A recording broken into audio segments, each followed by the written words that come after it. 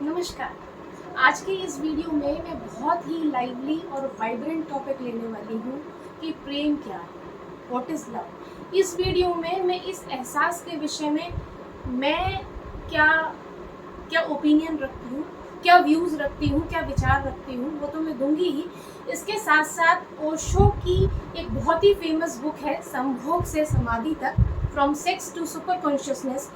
इस पुस्तक में, इस बुक में ओशो ने इस विषय पर, इस प्रेम जैसे विषय पर क्या अपने विचार दिए हैं, इस पर भी हम चर्चा साथ साथ में करते चलेंगे। वीडियो में आगे बढ़ने से पहले आपको मैं क्लियर बता दूं कि ये वीडियो इस पुस्तक की समीक्षा नहीं करेगा। इसमें से कुछ मैं उदाहरण दूंगी कि ओशो के ना प्रेम के प्रति क्या विचार हैं, इस एहसास के प्रति क्या विचार हैं, साथ में अपने विचार भी मैं साथ साथ में देती चलूँगी। तो सबसे पहले शुरू करते हैं इस खूबसूरत बुक का एक खूबसूरत उदाहरण के साथ ही, जो इस बुक का कहीं ना कहीं सेंट्रल थीम भी है और इस वीडियो का आधार भी है। तो रामानुज नाम के संत में, जो कि रामानुजाचार्य के नाम से भी जाने जाते हैं, रामानुज नाम से, जो बहुत बड़े संत, बहुत बड़े विचारक और दार्शनिक, उनके पास एक व्यक्ति आया। जाहिर सी बात है, जब किसी साधु संत या ऐसे किसी साधक के पास जब हम जाते हैं तो क्या प्रश्न होता है कि भाई मोक्ष कैसे मिलेगा, या ईश्वर की प्राप्ति कैसे होगी, या ईश्वर दर्शन कैसे होगी। इस व्यक्ति का भी यही सवाल था कि मुझे ईश्वर दर्शन का जो है मार्ग बताइए कि ईश्वर कैसे मुझे प्राप्त होगा। इन संत ने, रामानुज ने सबसे पहले एक ही सवाल किया कि मुझे पहले ये बताओ, क्या तुम्हें कभी किसी से प्रेम हुआ है। उस व्यक्ति ने कहा कि इन बेतुकी चीज़ों के लिए मेरे पास कोई वक्त नहीं रहा है। मैं आपसे इतना जो है गंभीर में सवाल पूछ रहा हूँ कि ईश्वर कैसे मिलेगा, आप मुझे ये बताइए। तो वो संत ने फिर अपना जो प्रश्न है वो रिपीट किया कि मैं तुमसे दोबारा पूछ रहा हूँ, क्या तुम्हें कभी किसी से प्रेम हुआ है। तो उसने मना कर दिया। तीसरी बार संत ने कहा, मैं एक बार और रिपीट कर रहा हूँ कि क्या तुम्हें एक पल के लिए, एक क्षण के लिए भी तुम्हारे हृदय में, तुम्हारे मन में ये भावना किसी के लिए नहीं आई। उसने कहा, तो उस व्यक्ति ने कहा कि अगर 10 फीट की दूरी पर भी अगर ये एहसास होगा मेरे आसपास, तब भी मैं उसको छूऊंगा नहीं, तब भी उसको महसूस नहीं करूँगा। तब संत का जवाब था कि तब मैं तुम्हारी कोई मदद नहीं कर सकता। वो चौंक गया। तब संत बोले कि जब एक जीते जागते व्यक्ति, सामने कोई व्यक्ति तुम्हारे है और तुम उसके लिए अपने मन में ये भावना नहीं जगा पाए, तो जिसको तुमने देखा ही नहीं है उससे प्रीत तुम कैसे जोड़ पाओगे। तो यहाँ ये कहा जा रहा है कि प्रेम एक बीज है, एक ऐसा सीड है, ऐसा बीज है जो कि वृक्ष बनता चलता है और जिसकी शाखाएं उस डिवाइन तक पहुँचती हैं, उस जो दिव्यता है उस तक पहुँचती हैं। साफ साफ जो है इस बुक में जो है ना क्लियरली मेंशन है, जिसको ओशो ने भी कहा है कि लव इज एन एक्सपेंशन। प्रेम ना विस्तार का नाम है। और वो विस्तार कैसे होगा, जब वो बीज, जो प्रेम रूपी बीज है, जब वो वृक्ष का रूप लेगा, उसकी शाखाएं विस्तृत होके, विस्तार लेके जब वहां पहुंचेंगी, उस दिव्यता तक पहुंचेंगी, तो खुद ब खुद ईश्वर के दर्शन आपको हो जाएंगे। प्रेम अपने आप में एक दिव्य एहसास है। Love is divine, divine is love. यहाँ अभी इसको बोलते बोलते मुझे शाहरुख खान की फिल्म का एक बहुत ही पॉपुलर एक सॉन्ग है, वो मुझे याद आ गया है, तो मुझे लग रहा है गुनगुना दूं कि तुझ में रब दिखता है यारा, मैं क्या करूं, सजदे सर झुकता है यारा, मैं क्या करूं, तुझ में रब दिखता है यारा, मैं क्या करूं। तो जब दो लोग एक दूसरे के प्रति इस हद तक समर्पित होते हैं, जहाँ पर वो एक दूसरे के सामने जो है सजदा कर रहे हैं, झुक रहे हैं, एक दूसरे के प्रति समर्पित हैं, वहाँ खुद ब खुद ईश्वर आ जाता है। यही इस दिव्य एहसास का सौंदर्य है। Love is a divine feeling. लेकिन होना यही चाहिए कि वो समर्पण का एहसास, वो सजदे का एहसास दोनों तरफ से होना चाहिए। संपूर्ण प्रेम वही आ पाता है। अब यहाँ पर आगे बढ़ते हैं इस प्रेम के जो और विभिन्न पहलुओं हैं उनके साथ। लव वर्सेस ईगो, यानी प्रेम और अहंकार। यहाँ पर ओशो ने बिल्कुल क्लियर बोला है कि लव इज द गिवर। इस बुक में बोला है कि love is the giver, ego is the receiver. यानी जो प्रेम है वो देना जानता है, वो देता भी है, और जो ईगो है यानी अहंकार है, अहम है, वो केवल रिसीव करता है। जो प्रेम में पड़ा व्यक्ति है वो गलती हो या ना हो झुक जाया करता है। उसके हाथ ऐसे जुड़ जाते हैं, फोल्ड हो ही जाते हैं, झुक ही जाता है अक्सर नहीं। लेकिन जो अहंकार है, जो अहम है, जो ईगो है, वो झुकता नहीं है, सामने वाले को झुका देता है। अगर उसकी गलती नहीं है तो झुकने का सवाल ही पैदा नहीं उठता जी। लेकिन अगर गलती हुई भी है तो भी उसका ईगो उसे झुकने के लिए, क्या कहते हैं ना, उसको मतलब है प्रेरित नहीं करता। ईगो सॉरी बोल नहीं सकता, ईगो सॉरी सुनना जानता है। यही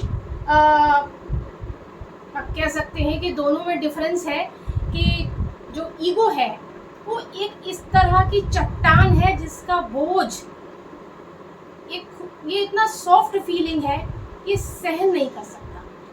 ये चीज़ साफ है। एक मेरी ही अपनी ही लिखी हुई एक कविता है, उसकी बीच की पंक्तियां हैं कि प्रेम सीधा, सरल और निश्चल होता है। प्रेम सीधा, सरल और निश्चल होता है। जहाँ दिमागी दांव पेच लगते हो वहाँ प्रेम के वजूद को चोट ही पहुँचती है। क्योंकि ये बहुत ही सॉफ्ट फीलिंग है ना, तो इसको तो वो जो भारी भरकम चट्टान है ईगो की, वो ये प्रेम सहन नहीं कर पाएगा।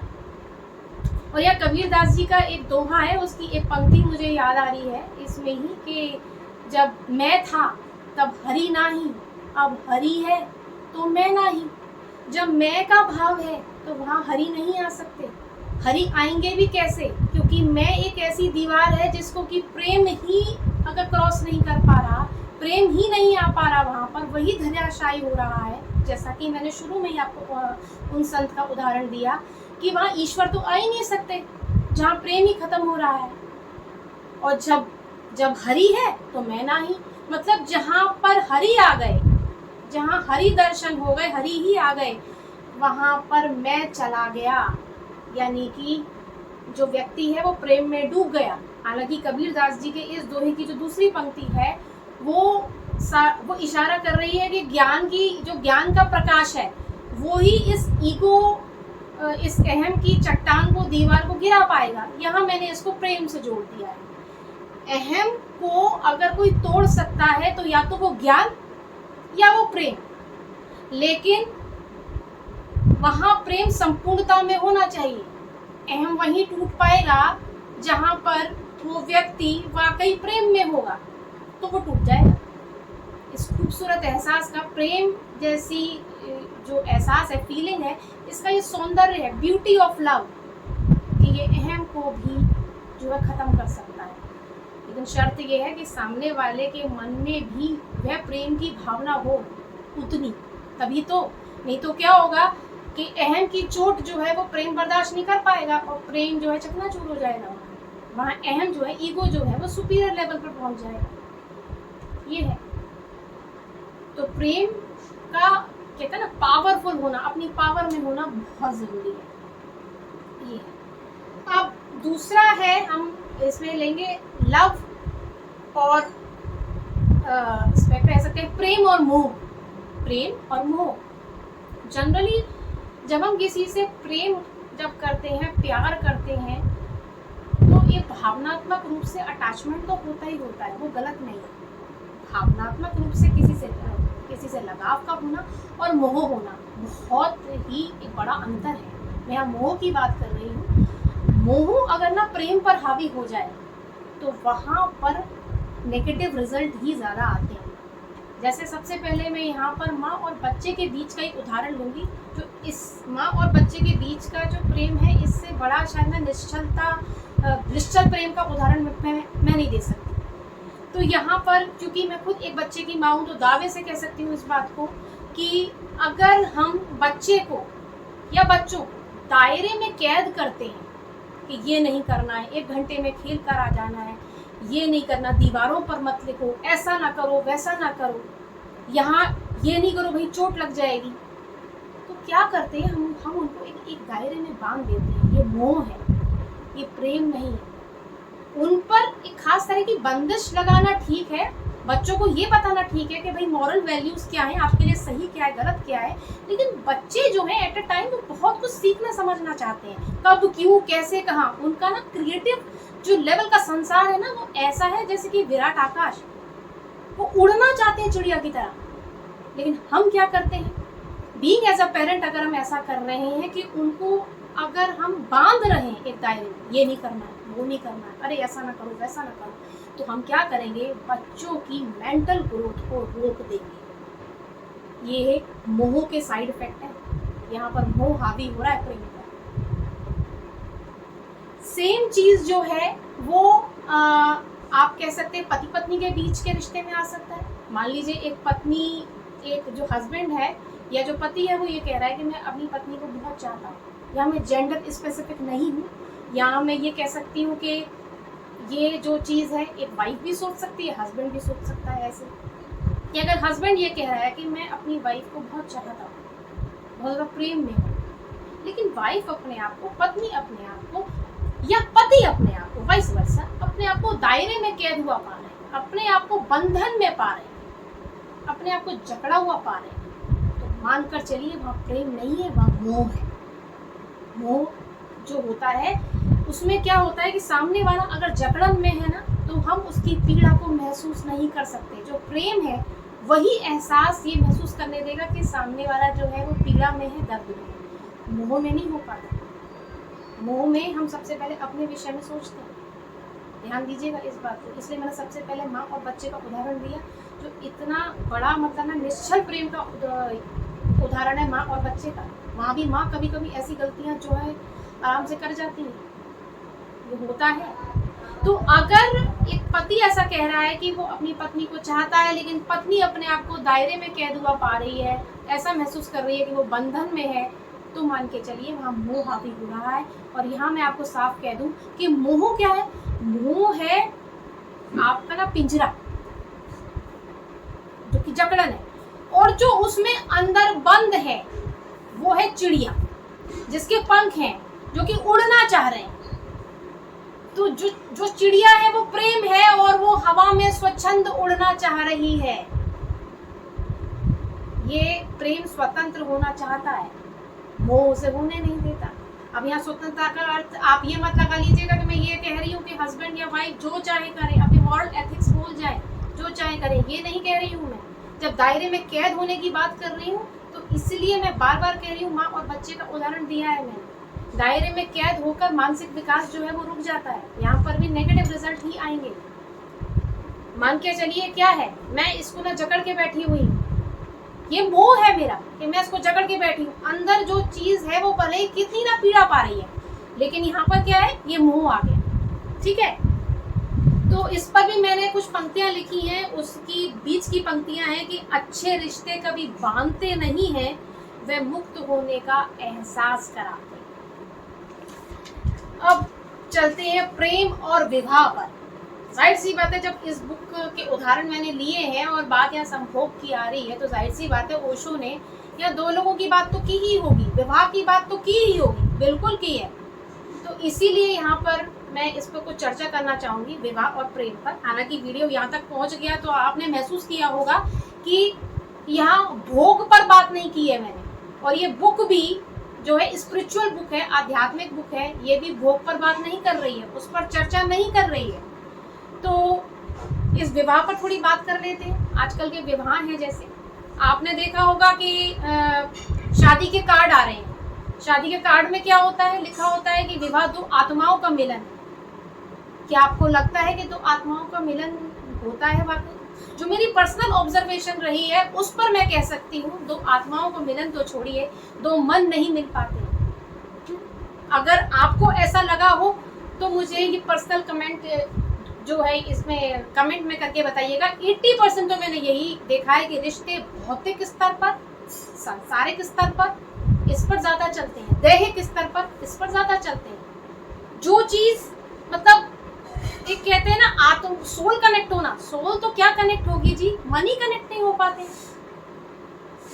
तो यहाँ पर कुछ मैंने पंक्तियाँ जो है मेरी पंक्तियाँ क्या, एक लंबी कविता है और इस लंबी कविता का कहीं ना कहीं ये बुक की सेंट्रल थीम भी दर्शाती है और ये भी आपको बता जाएगी मैं क्या विचार रखती हूँ इस प्रेम के प्रति। हालांकि मैंने अब तक अपने विचार भी डायरेक्टली इनडायरेक्टली दिए हैं।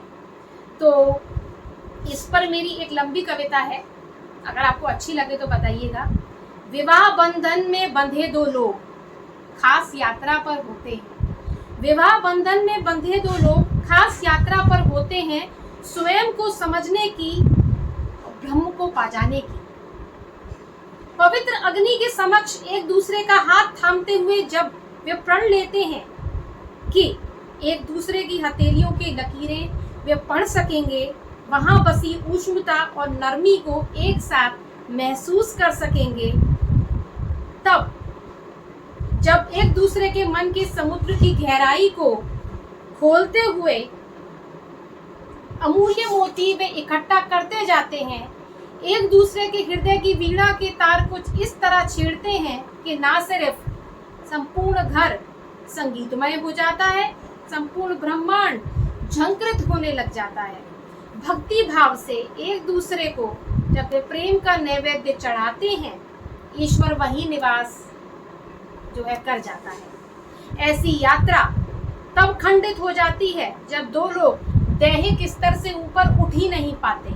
अगर दो लोग हाथ थामे एक दूसरे का कुछ इस तरह, अगर दो लोग हाथ थामे एक दूसरे का कुछ इस तरह जैसे समझना चाह रहे हो ब्रह्मांड की रचना, फिर ना तो कोई विघटन होगा, ना ही कोई द्वेष भाव, शेष रह जाएगा मिलती हथेलियों के बीच का स्पंदन गूंजता हुआ विराट सृष्टि के पार्श्व में सतत।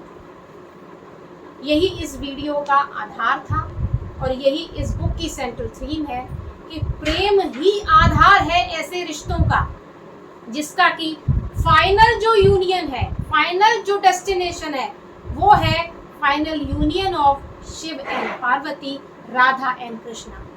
आधार प्रेम है, फाइनल डेस्टिनेशन जो है शिव पार्वती का मिलन है, राधा कृष्णा का मिलन। तो आपको ये वीडियो कैसा लगा, अपने विचार जो है कमेंट सेक्शन में दीजिएगा और अगला वीडियो आने तक आप सभी लोग अपना ख्याल रखिए। तब तक के लिए नमस्कार।